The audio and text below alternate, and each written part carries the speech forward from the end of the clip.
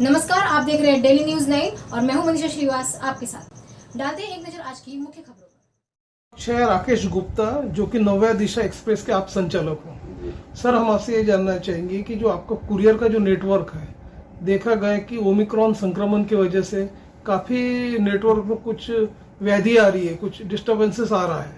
तो आप हमें ये बताइए कि ये जो डिस्टर्बेंसेस आ रहा है, जो मंदी के दौर से जो चल रहा है आपका ट्रेड, उस बारे में आपकी क्या राय है?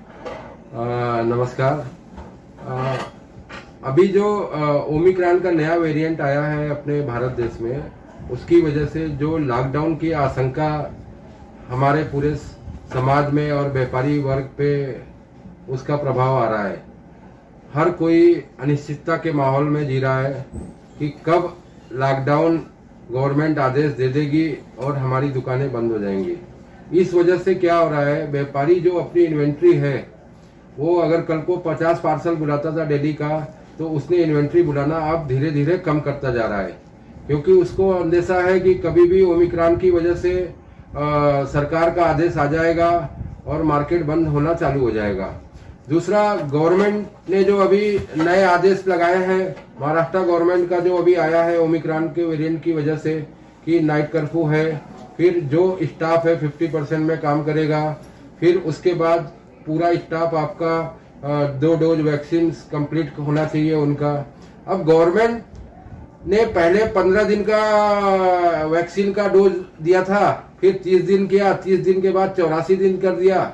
अभी कई एम्प्लॉई, बहुत सारे ट्रांसपोर्टर में ऐसे हैं जिनके सेकेंड डोज की ड्यूज है, लेकिन अभी आज की डेट में गवर्नमेंट उनको वैक्सीनेशन के लिए सर्विसेज नहीं दे पा रही है।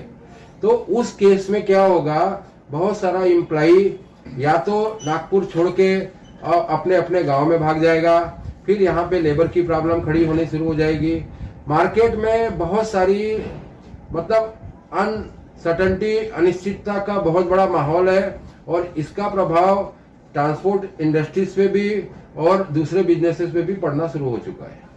आज हम लोगों का व्यवसाय करीब हम लोगों को खाली कोरोना का मार नहीं पड़ा है, गवर्नमेंट का जो डीजल का रेट जो है उसका भी मार पड़ रहा है। फिर गवर्नमेंट ने जो, जैसा कि हमारे प्रेसिडेंट साहब ने बताया, इंश्योरेंस का मार है, और जो पार्ट्स है गाड़ियों के, उनकी मार है। तो सारे मार मिला के 30 से 40% ओवरहेड हम लोगों का बढ़ चुका है, लेकिन मार्केट में जो रेट्स है वो हम लोग नहीं बढ़ा पा रहे हैं।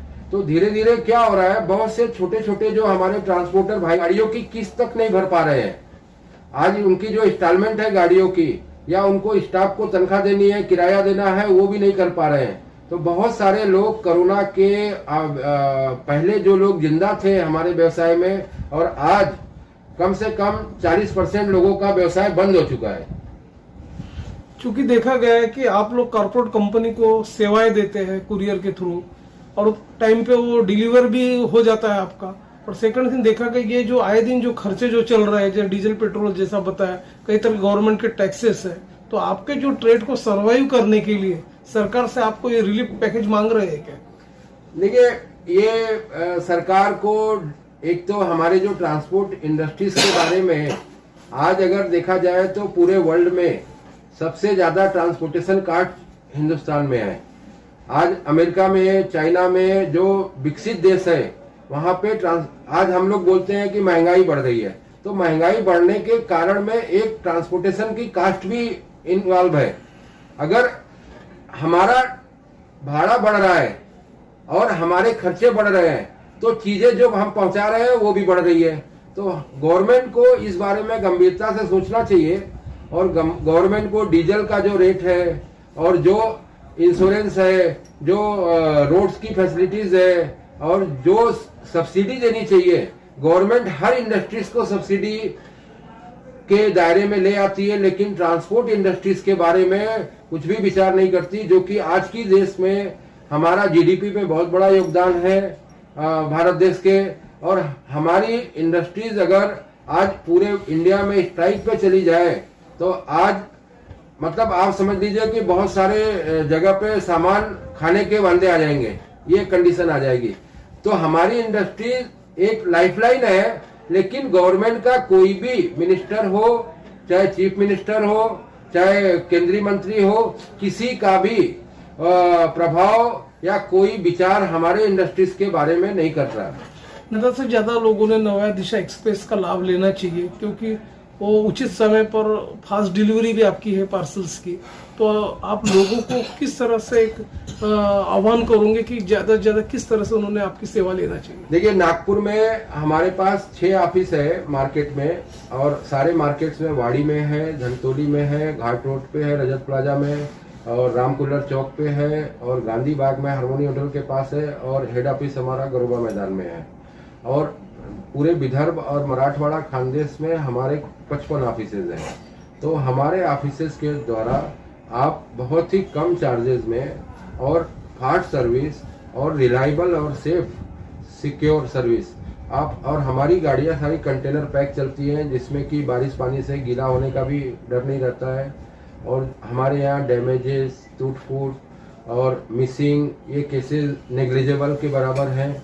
तो हमारा सारे ग्राहक से यही निवेदन है कि अगर जो सर्विसेज यूज किया है उसको तो पता है हमारी सर्विसेज, जो नहीं यूज किया है वो एक बार यूज करे, हमारे रेट्स देखे, और हमारा टैगलाइन ही है कि एक बार आप हमको देखिए और आपको सर्विसेज अच्छी लगे तो कंटिन्यू करिए, नहीं लगती है तो हमारी जो कमियां हैं वो आप हमको बताएं, जिससे कि हम अपनी सर्विसेज को और सुधार। दर्शकों, इस वक्त हमारे समक्ष है श्री सतीश उर्फ मामाजी घंगर, जो कि आप Nag Vidarbha transport commission agent association के अध्यक्ष हो।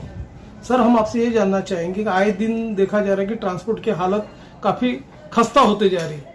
कई तरह के देखा जाए डीजल और पेट्रोल में अप्रत्याशित वृद्धि हो रही है, और दूसरी बात ये जो कोरोना का जो नया संक्रमण है उसका भी भय व्याप्त है। तो किस तरह की हालत चालू है व्यापार में, और आप एक ट्रांसपोर्टर्स होने के नाते, अध्यक्ष होने के नाते आप बताइए कि किस तरह की तकलीफों का आप ट्रांसपोर्ट भाई लोग सामना कर रहे हो, उस बारे में बताइए। नमस्कार, इतना अच्छा प्रश्न पूछा है। विगत कई सालों से ट्रांसपोर्ट व्यवसाय मंदी की मार झेल रहा है। टीओ के टैक्स, इंश्योरेंस में बेइजाफा इजाफा हो गया है, टायरों की कीमतें अनाप शनाप बढ़ गई है, और व्यापार जगत के अंदर व्यापार धीरे धीरे बहुत कम होते जा रहा है। उसके अंदर भी नागपुर डिवीजन के अंदर विगत कुछ सालों से ट्रांसपोर्ट व्यवसाय बिल्कुल ही मंद गति से चल रहा है। किसी भी ट्रांसपोर्ट वाले को नागपुर के अंदर कुछ भी व्यवसाय नहीं मिल रहा है। तो इसके अंदर बहुत सारी समस्या, कीमतों में, डीजल में, पेट्रोल डीजल सभी चीजों के अंदर भाव बढ़ चुके हैं। तो उस हिसाब से भाड़े किसी भी ट्रक मालक को मिल नहीं रहे, इसलिए हम लोग पिछले 4-5 साल से बहुत ही घाटे के अंदर चल रहे हैं। उसके अंदर भी पिछले 2 साल से ये जो कोरोना का संकट आया, उसके अंदर हम लोग बुरी तरह फंस चुके हैं। प्रशासन से डिमांड है हमारी कि डीजल के भाव स्थिर रखे या कम कर दे, जिससे भाड़ा हमको मिलना चालू हो जाए।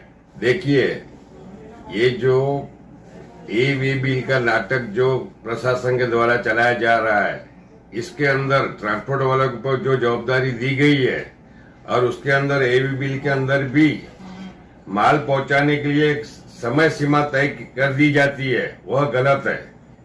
क्योंकि बहुत बार अनेक ट्रकें रास्ते में खराब होकर खड़ी हो जाती है और ईवी बिल का समय समाप्त हो जाता है। यदि ट्रक वालों को इतना ही मालूम रहेगा कि आगे इसके लिए क्या कार्रवाई करना है और कैसे माल पहुंचाना है, तो वो ट्रांसपोर्ट का व्यवसाय ही नहीं करेगा। इतनी जटिल प्रक्रिया इसके अंदर है कि किसी को आज दिन तक कोई समझ में आया ही नहीं है। माना गया कि जो ट्रांसपोर्ट है देश की अर्थव्यवस्था का एक केंद्र बिंदु है। कई लोगों को आप प्रत्यक्ष और अप्रत्यक्ष रूप से रोजगार प्रदान करते हो। ऐसे में यदि सरकार ने आपकी अनदेखी की, कई तरह के टैक्सेस आप पे लादे गए हैं, आप लोगों को स्टाफ का पेमेंट करना पड़ता, तो ये सारी की सारी जो समस्याओं का आप सामना करना पड़ रहा। कई तरह के आपने स्ट्राइक भी किए, अभी तक कोई उसका समस्या का हल नहीं निकला। तो आगे चल के आप लोगों की क्या रणनीति रहेगी? कि आजकल तो ये ट्रेंड चल रहा है कि मेरा ही लड़का मेरे बिजनेस में आना नहीं चाहता है, क्योंकि इसके अंदर मुनाफा कम और तकलीफें बहुत सारी ज्यादा हो गई है। ड्राइवर से लेके लेबर सभी की तकलीफ ये व्यवसाय में चल रही है। हमने बहुत बार इसके बारे में सभी को जानकारी दी है, प्रशासन से भी मांग किया, लेकिन आज दिन तक किसी भी समस्या का हल हमारे साथ नहीं निकला है। आगे की रणनीति के अंदर यही है कि ये धीरे धीरे धंधा नागपुर के अंदर तो कम होते जा रहा है और किसी भी ट्रांसपोर्ट का लड़का कोई भी ट्रांसपोर्ट के अंदर आने को नहीं चाह रहा है। तो इस संदर्भ में आप लोगों ने एक डिमांड रखा था कि कलमना में जो आप लोगों की जो ब्लॉक खाली है, तो वहाँ के जो प्रशासक ने भी आपने एक विनंती किया था, एक निवेदन किया था कि वो ब्लॉक आप लोगों को दिया जाए, अलॉट किया जाए। तो इस संदर्भ में आपने कुछ पहल किया है क्या प्रशासन के पास? देखिए, इसके अंदर राष्ट्रवादी कांग्रेस के अंदर जो श्रीमान शब्बीर विद्रोही साहब से बात हुई थी, उनके अनुसार कलमना मार्केट के बाहर करीबन 150 दुकानें पिछले 8-10 सालों से खाली पड़ी हुई है। यदि वह आप लोगों को मिल जाएंगी तो चलेगा क्या? तो हमने प्रत्यक्ष वहां जाकर देख लिया और वह जगह इतनी हमारे ट्रांसपोर्ट व्यवसाय के लिए उपयुक्त है कि यदि वह हमको अलॉट कर दी जाती है तो प्रशासन की बहुत सारी समस्याओं का समाधान खुद ब खुद मिल जाएगा। क्योंकि कल्पना साइड की उधर से जबलपुर बाईपास रोड और सिटी के बाहर होने से सिटी के अंदर ही कोई भी ट्रक आ नहीं पाएंगी, जिससे बहुत सारी जनता को भी बहुत सारी तकलीफों का सामना जो करना पड़ रहा है वह नहीं करना पड़ेगा। और आए दिन आज की तारीख में सतरंजीपुरा, मारवाड़ी चौक, घास बाजार समय समय पर कभी भी जाम लग जाता है, क्योंकि ट्रैफिक बढ़ जाने से कई समस्याओं का सामना करना पड़ रहा है। यदि हमको कलमना की और जगह मिल जाएंगी तो बहुत सारी समस्याओं का समाधान खुद ब खुद हो जाएगा। ऐसी ताज़ा खबरों की अपडेट के लिए आप देखते रहिए डेली न्यूज़ 9 और हमारे चैनल को लाइक करें, ज़्यादा से ज़्यादा शेयर करें और सब्सक्राइब करें।